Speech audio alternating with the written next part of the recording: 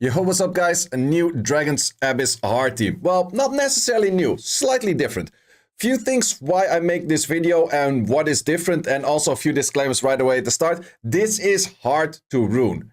If you want to see easy to rune teams, I will put a bunch in the description down below, and those will be easy to rune.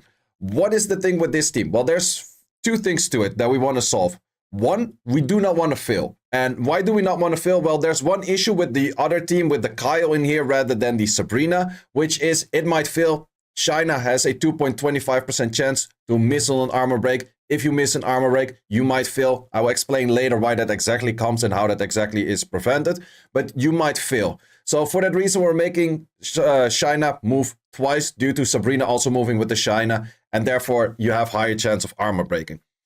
With the Kyle, sure, it is about 3 seconds faster, or yeah, 3 to 4 seconds faster, I would say.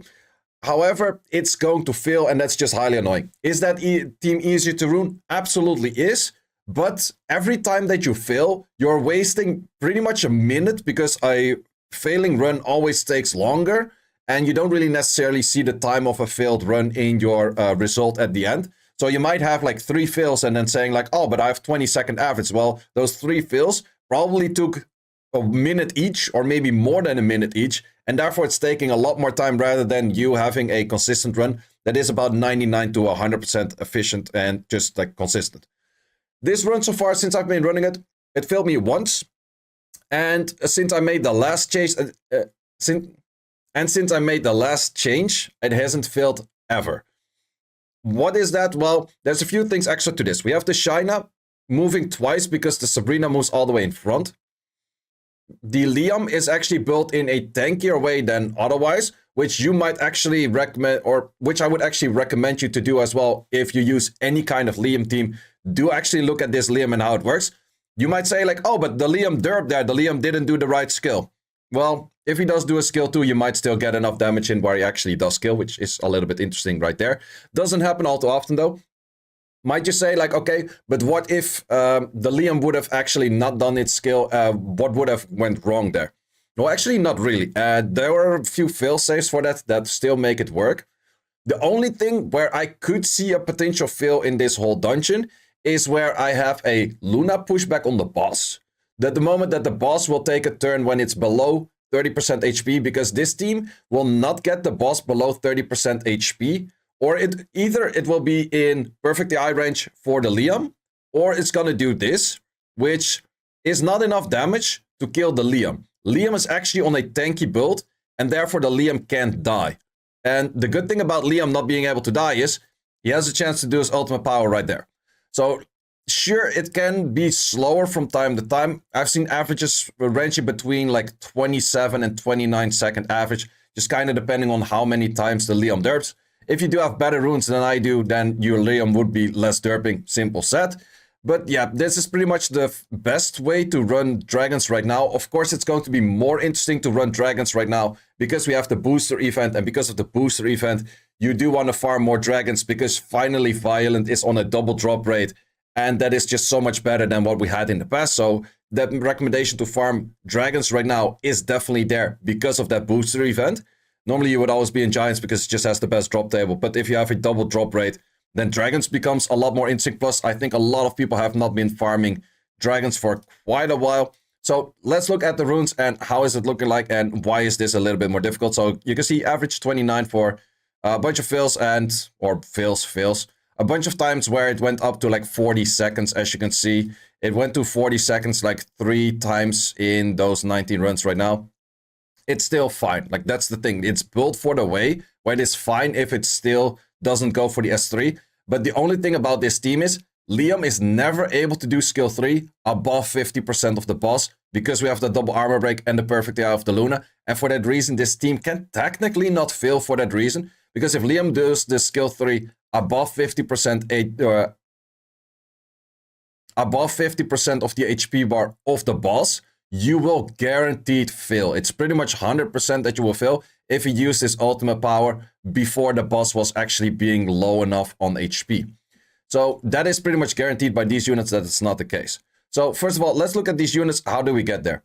Well, we have the China. I can actually show you all of the speed tuning in a second over here. I have a nice overview for that, which is going to be this. Sabrina has to be 170 speed, Julie has to be 120 speed, China has to be 86 speed, Luna has to be plus 60 speed, and Liam at least plus 52 speed. You might say like, oh, you can do 169. For some reason, I've tried to figure it out with a bunch of people that are way smarter than me, but we can't figure out the fact that this does not work, but this does work. We have no clue why. But those simply are the speed requirements. So 170 for the Sabrina. In this case, I went for a fight set with Swift. You don't have to care about the accuracy because the accuracy is actually just the Sabrina. Sabrina will figure out the armor break by herself. And adding in a 40% accuracy to her, I would not recommend it. So I would recommend to put all of the accuracy in here, which is in my case a triple fight set. Let's also watch the artifacts. Artifacts, I did go-up damage and damage fire. Those are the best two things to go for. It's just the highest number of these two together is the best artifact. This side, I would say a good go-up damage is your best artifact, plus extra damage lines always do help. The one on the Sabrina is, as I mentioned, triple fight. If you can't do a triple fight, just do a Fatal plus whatever or something like that, or Rage or Swift, doesn't matter. Also, once again, go-up damage and damage on fire. If you can't one-shot the crystals, or not one-shot the crystals, but two-shot the crystals with China skill 3 and China skill 2 and Julie skill 3 moving in front of that, then you would also have to go for additional damage by attack over here or go-up damage. Go-up damage still always works no matter if you're moving from the team up or with the team up, it's the same, your go-up damage always works. So on this side, I do have to fix accuracy, and I do have a bunch of other stats that are also useful. Go-up damage in this would actually do more than this crit damage skill 2, even though that is a max rolled crit damage skill 2. But that's how good go-up damage is in general. Then we have the Julie.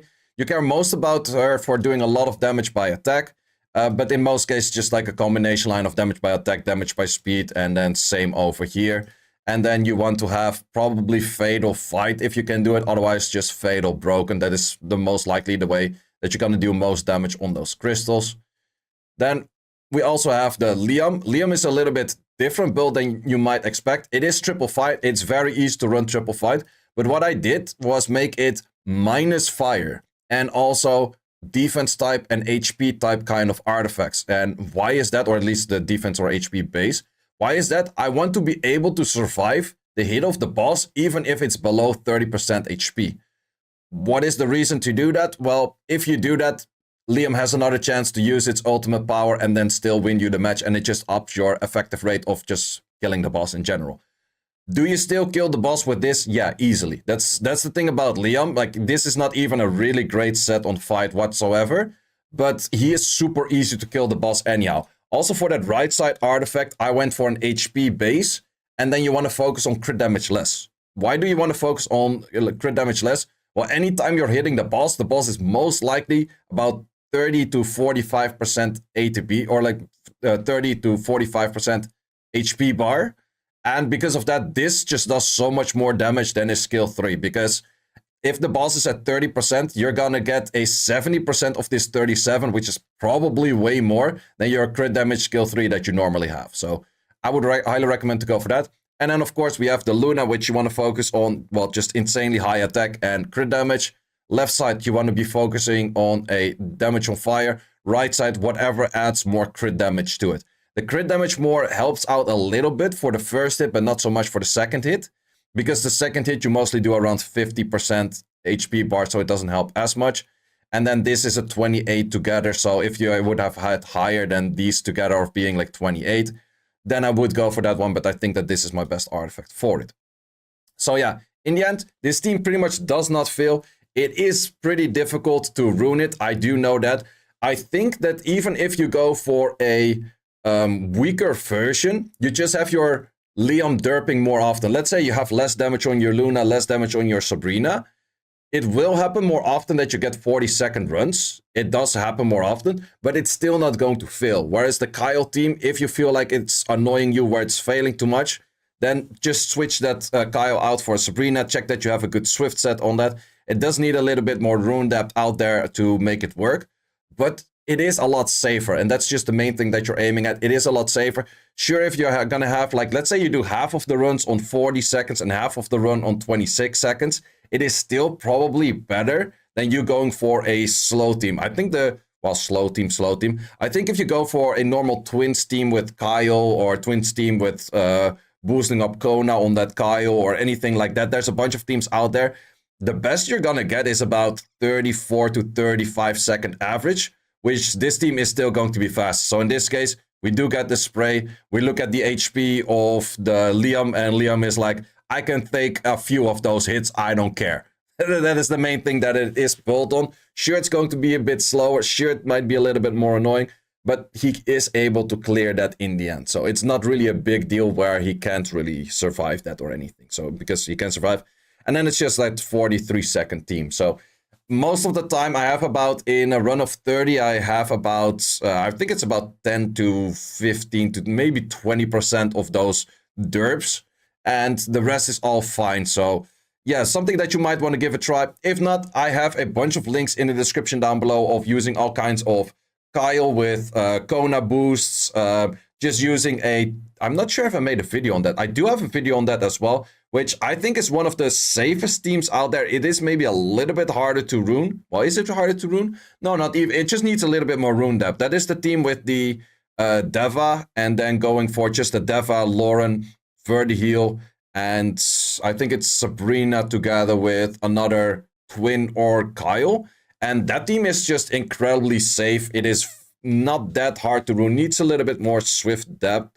But that is where you can get like a 40-second team that pretty much never fails. Because you have your Lauren moving 3 times, your Deva moving 3 times before the boss moves. So it is very unlikely for you to not deal enough damage that way. Unless you just really lack the runes, and then you would have to go for a slower team. But yeah, this is my recommendation, what I would recommend people to farm the dragons with. Dragons, once again, it is a lot more interesting to farm dragons during this event. Mainly because you can put the double drop rate on Violent. And I think in the last few years, pretty much, or a year and a half, that we had the reloaded patch right now, everyone has probably been sticking in Giants, and more Giants. Hopefully with the patch, because I have been recording this video, yesterday from the time that you view it. Today is tomorrow, and yesterday, but the day after the night before. That kind of stuff. So the patch will probably be live the moment that this video is posted, because I do expect it to be tomorrow, which is for you guys today, which for me is now yesterday. But then tomorrow, I'm really yapping on. Okay, doesn't matter. But there might be changes to the Draken Warriors or changes to the Harpu 2As if they are any useful for this dungeon, which I kind of doubt. I do think they're more useful for Necro rather than this dungeon. But if they're going to be useful for this dungeon, do expect a new video on that. Also, I might be live at this moment right now when the video is going live. So who knows? Maybe I'm live. Check me out on Twitch. Guys, thanks a lot for watching on this one.